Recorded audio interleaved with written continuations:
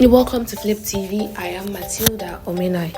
Tinubu moves to appoint new ambassadors amid U.S. tension. President Bola Tinubu is set to conclude the appointment of ambassadors to Nigeria's foreign missions worldwide after months of diplomatic gaps and growing pressure over the country's absence of envoys abroad. Multiple presidency officials familiar with the development told our correspondent that the president had ordered a final cleanup of the list of nominees ahead of its release. The sources spoke on condition of anonymity as were not authorized to comment publicly. He added that the Senate had already screened the nominees, noting that the cleanup was to ensure no one was due for retirement remained on the list. The source confirmed that security and background clearances were completed months ago. However, a revision became necessary after several nominees passed away, took new appointments, or opted out due to ill health. The development comes more than 2 years after Tinubu's September 2023 decision to recall all ambassadors from Nigeria's 109 foreign missions, comprising 76 embassies, 22 high commissions, and 11 consulates, as part of a comprehensive diplomatic review.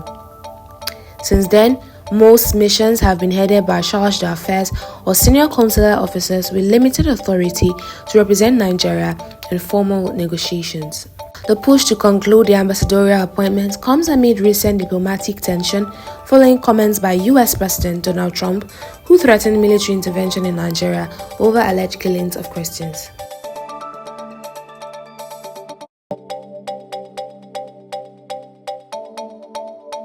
Naira and stocks drop after Trump military threat. Nigeria's financial markets began November 2025 on a sore note as the Naira and equities weakened sharply following remarks by United States President Donald Trump, who threatened possible military action against Nigeria over alleged religious persecution. The currency also weakened at the parallel market to $1,455, reflecting increased investor anxiety and foreign exchange demand pressure. The sudden depreciation followed a weekend of heightened geopolitical tension after Trump, via his Truth Social platform, labeled Nigeria a country of particular concern and directed the U.S. Department of War to prepare for possible action should alleged killings of Christians persist. Trading activity also slowed sharply as total volume and value traded plunged 87.94%. Traded plunged 87.9% and 44.6% respectively to 627.5 million units worth 25 billion naira. United Bank for Africa dominated the session, accounting for 136.8 million units, valued at 5.5 billion naira.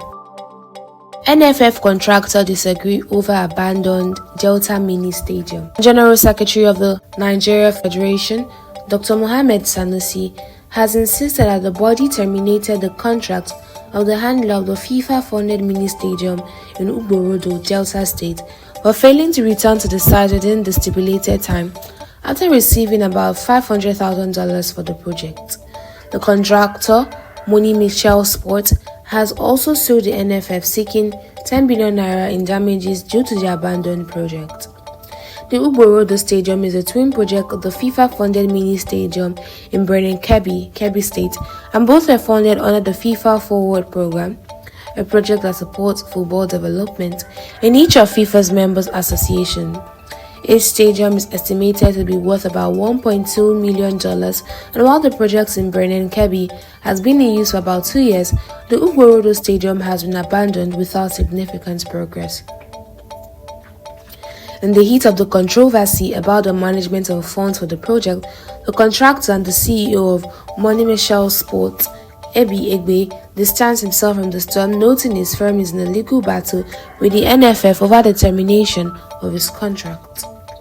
In response, the NFF claims that he was given a 2-week ultimatum to return to the site earlier this year, in which his failure led to the termination of the deal. President of the Professional Footballers Association of Nigeria Task Force, Harrison Jala, while tackling the chairman of the National Sports Commission, Shehu Diko, about his claims that FIFA didn't disburse money for the project through the NFF, also revealed that the NFF has disbursed about $500,000 to the contractor. That's all for now. Stay tuned to Flip TV for more news updates. I am Matilda Omena.